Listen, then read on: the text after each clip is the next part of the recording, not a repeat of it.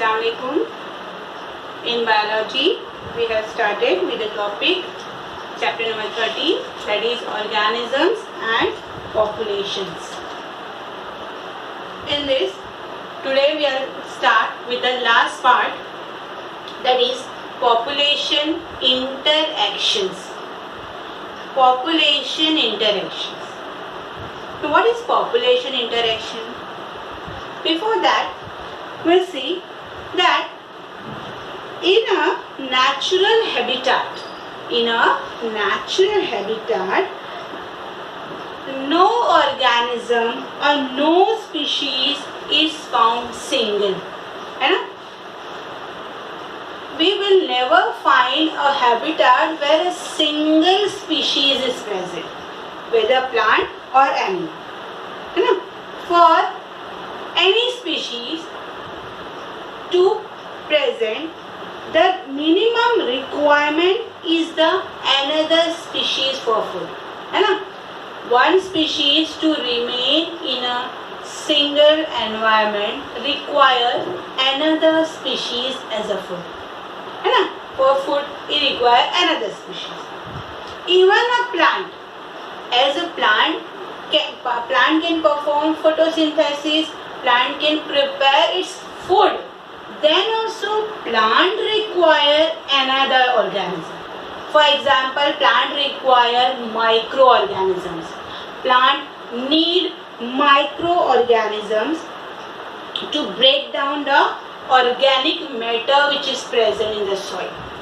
To break down the organic matter in the soil and to release the inorganic nutrients in the soil, the plant which can prepare its food require microorganisms.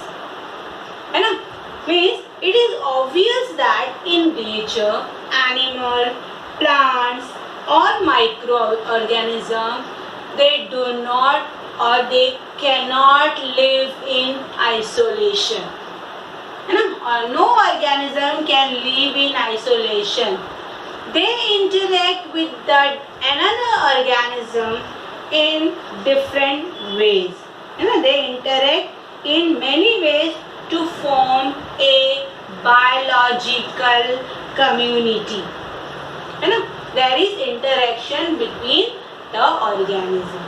This interaction may be intraspecific or interspecific. Interactions may be intraspecific or interspecific. What is intraspecific? Intraspecific interaction occurs between the organism of the same species. Intraspecific interaction, it occurs between the organism of the same species. It may be for food, for breeding habit, there is interaction between the two same species. And interspecific interaction. Interspecific interaction, this occurs between the organism of different species. Interspecific interaction occurs between the members of different species. Now this interspecific interaction occurs between minimum two organisms, that is maybe plant and animal, or between plant and plant, animal or animal, microorganism. Okay, this interaction is classified into 4 types. This type of interaction is classified into 4 types. That is, first is neutralism, second is negative interaction, third is positive interaction, and fourth is both positive and negative interaction. Okay, this is interspecific interaction, which is of 4 types. The first is neutralism. See here, positive sign here is for benefited. Here I have drawn a chart which is of interspecific interaction. Okay, where positive side is for benefited, negative side is for inhibited, that is 0 is for not affected. Okay. Now we'll see neutralism. Now in neutralism we'll see neutralism means there is no effect. The organism is neither benefited nor harmed. They do not have any significant effect. Means if we see two different species, then these species are neither affected. That is known as neutralism. No effect in a single species. That is neutralism. Then second is negative interaction. This type of negative interaction is harmful. Negative interaction is harmful for the species. If two species are present, that is A or B, this type of negative interaction is harmful. Now negative interaction may be competition. Competition may be direct interference type, or competition for the resource. So this type of competition is generally harmful. Okay, means both the species get affected because of this competition. Then negative interaction may be also amensalism. Amensalism means where one species is harmed and where other is unaffected. Okay. So in negative interaction, there may be competition or there may be amensalism. This thing we are going to study in detail afterwards. Then third is positive interaction. Positive interaction here means they get benefited. Positive interaction, it may be symbiosis, that is mutualism. We call it as mutualism, where you can see both the species are benefited.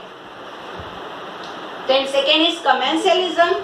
In commensalism, one species is benefited where the other species is not affected. Means neither benefited nor harmed. Okay, not affected means neither benefited nor harmed, where this negative sign is for harm. And third is proto-cooperation. Proto-cooperation means both show cooperation relationship where both the partners are benefited. And the last of interspecific interaction is both positive and negative interaction. Means we will find one partner is benefited and the other one is harmed. For example, is parasitism. One partner is benefited, other is harmed. And second is predator. In predator also predation. In predation also one partner is benefited and the other one is harmed. Okay. So this type of interaction is known as interspecific interaction. This interspecific interaction arises from the interaction of population of two different species. Okay, this type of interaction arises between the two different species. Here, two different species are involved. This type of interaction, it may be beneficial. You can see here in positive interaction, it is beneficial. It may be detrimental. Here you can see negative interaction, it is detrimental. It causes the death of the other. It is harmful for the other one. Both the partners sometimes one and the other. And sometimes it may be neutral. Neither harm nor benefited. Sometimes neutralism you can see.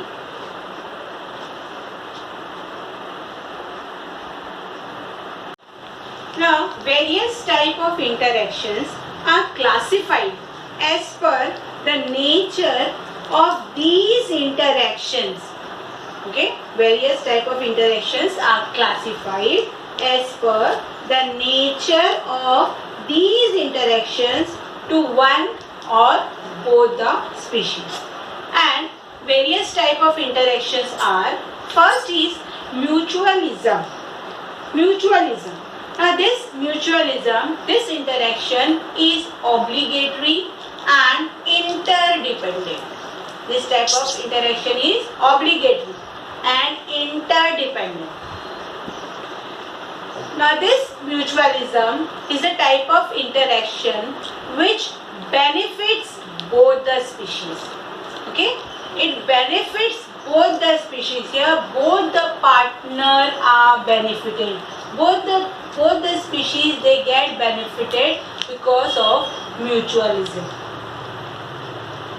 For example, first is here lichen. Now lichen, what is lichen? It is alga and fungus relationship. Okay, it is algae and fungus relationship, where here you can find both the partner are benefited. Another example of mutualism is plant and animal relationship. Here also both the partner are benefited. As you know, plant need the animal for pollination, and in return animal get nectar from the plant. So this type of relationship is known as mutualism, where both the partner are benefited. Now this mutually beneficial system, it should also be safeguarded against cheaters. Sometimes what happens, the other partner may cheat the second. Cheating may occur in this mutualism. How cheating occur? For example, animal get the nectar from the flower. That animal steal the nectar without helping in pollination. The animal, it steal the nectar, it take away the nectar and it do not help in the pollination. So this type, here we can say that animal, the other partner acts as a cheater. The other partner is a cheater. Now plant-animal interaction often involve co-evolution of the mutualist. That is, the evolution of the flower and its pollinator species are tightly linked with one another. Okay, here the evolution of the flower and its pollinator species that helps in the pollination are tightly linked with one another. For example, honeybee and we can say insect. Both are tightly linked, both have a mutualism relationship with one another. The second type of interaction is competition. The competition is a type of interaction where here both the species are at a loss. Here both the species are at a loss. Totally unrelated species may compete for the same resource. Both the species here, they are not related with each other, but they may compete for the same resource, for the same food. For example, in the shallow creeks on the west coast of Mumbai, what happens here? Two type of species you can see, that is visiting flamingos. Okay, these flamingos, they are migratory birds, and other is the resident fish. Now this two organisms, this compete for zooplankton. Now both the species are not related with each other. They are not present in a same creek because fish is resident, but this flamingo are visiting. Now they compete for the same zooplankton. The common food is zooplankton. And secondly, what happens? Resources need not always be limiting for competition. Sometimes resources need not always be limiting for competition to occur. In competition, the feeding efficiency of one species is reduced. The feeding efficiency of one species is reduced because of the interference or the presence of other species. Okay? Even if the resource is abundant, it is present more and more, then also what happened in competition, the feeding efficiency of one species is always reduced because of the presence or the interference of the other. For example, leopard. Now this leopard, they do not hunt in the close proximity of lion.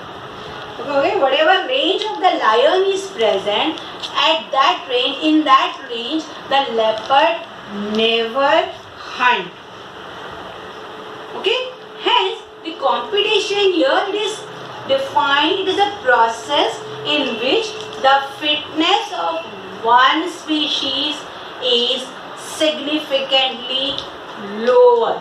The fitness of one species is significantly lower in presence of another species. Here leopard is also fit, but here what happens? Because of the competition, the fitness of that species is lower, is get reduced because of the presence of another species.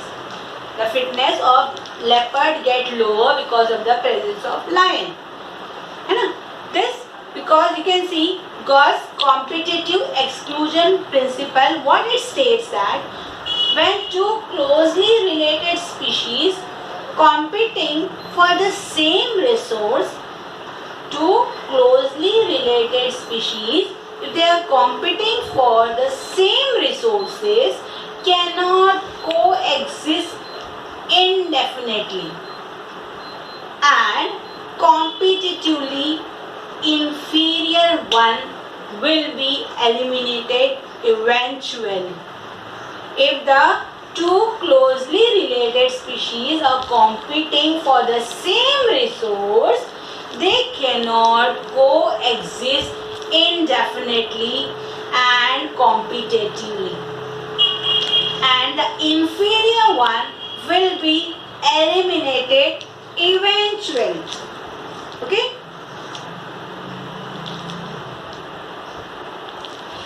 Now, this is true if the resource are limiting. If the resource is limiting, then we can say that this principle, that is competitive exclusion principle, is true. But not always. In the interspecific competition with sufficient resource, if the competition arises and the resource is sufficient, it is more, the species facing competition will evolve mechanisms.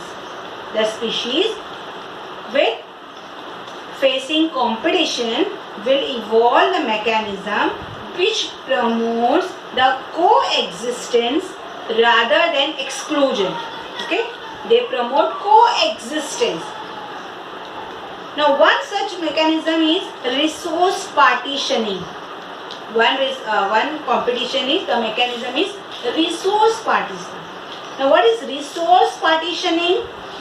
If two species compete for the same resource, if the two different species are competing for the same resource, they could avoid competition. The competition can be avoided by choosing different time for feeding. If the competition is same for the same resource, both the species can avoid competition. How they can avoid competition? By choosing different time. If they choose different time for the feeding, then competition will be reduced. It will be eliminated. A species whose distribution is restricted. If a species distribution is present to a particular geographical area, because of the presence of a competitively superior species. If a particular species is present and its existence is limited to a particular geographical area and its competition is with the other species and that species is superior to the first one, then what that species, the first species do? The first species is found to expand its range. What the first species do? It expand its range, and when the competition species is removed.